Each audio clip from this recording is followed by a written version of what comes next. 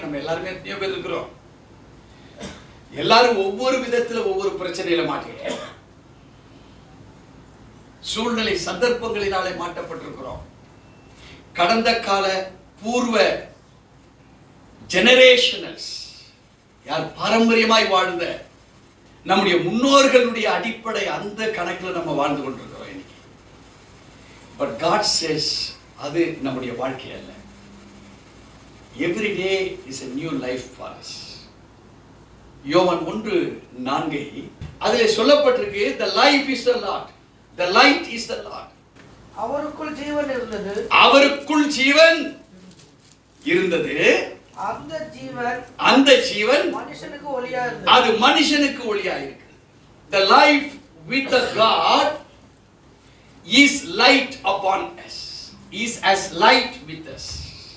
So உனக்குள் இருக்கிற ஜீவன், now consider it is the light of the Lord with you. இந்த ஜீவன் அவருடைய வெளிச்சமாக இல்லைனா அது வேற ஆவியோடு.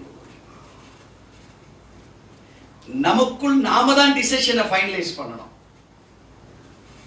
நமக்குள்ள நாம் யார் என்பதை நாம தான் உணர்த்தப்படுகிறவர்களாய் நாம மாறப்பட வேண்டும்.